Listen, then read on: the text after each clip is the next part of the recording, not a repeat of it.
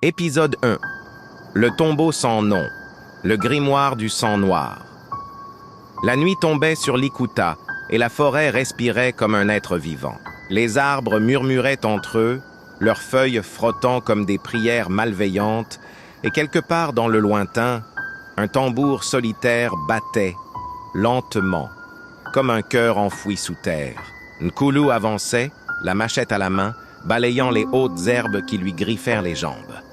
La chaleur était étouffante. L'air sentait la sève, la terre mouillée et quelque chose d'autre.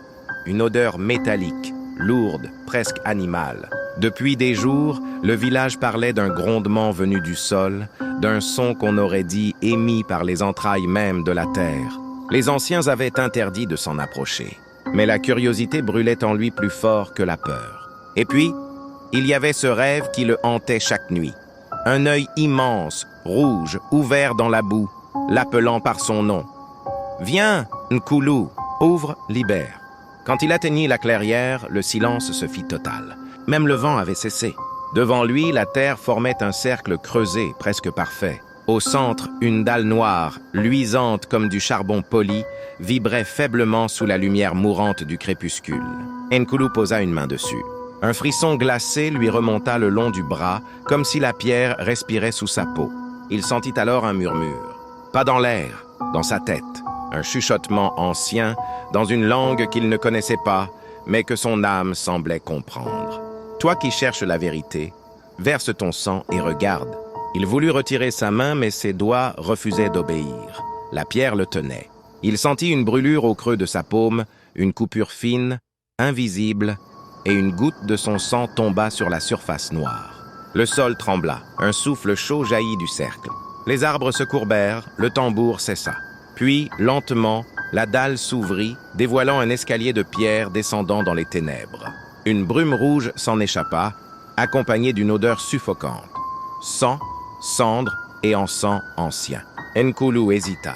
Son cœur battait si fort qu'il entendait le sang frapper ses tempes. Mais quelque chose, une voix, une volonté étrangère, le poussait à descendre. Il fit un pas, puis un autre. Sous ses pieds, la pierre était tiède, presque vivante. Les parois luisaient de symboles gravés, tous tracés dans ce qui ressemblait à du sang séché. Chaque symbole semblait pulser, respirer, chuchoter. Approche. Plus près, plus bas. Quand il arriva au fond, il vit un sarcophage. Pas d'or, pas de croix. Juste du bois noirci, fissuré, noué de cordes anciennes. Et sur le couvercle, un sceau rouge, peint en spirale. Autour, 7 crânes humains posés en cercle, chacun portant sur le front un signe identique à celui de la dalle. Une torche oubliée dans un coin s'alluma toute seule.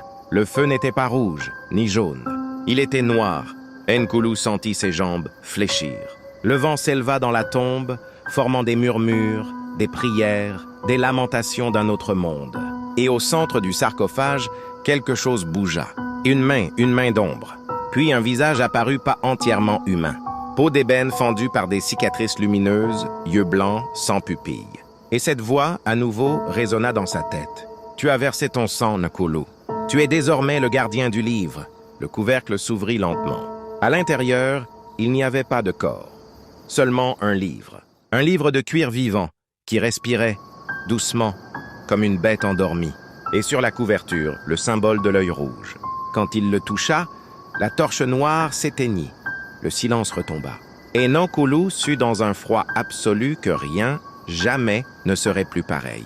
À suivre dans l'épisode 2, La cendre d'Imani. See Samael Nonsent.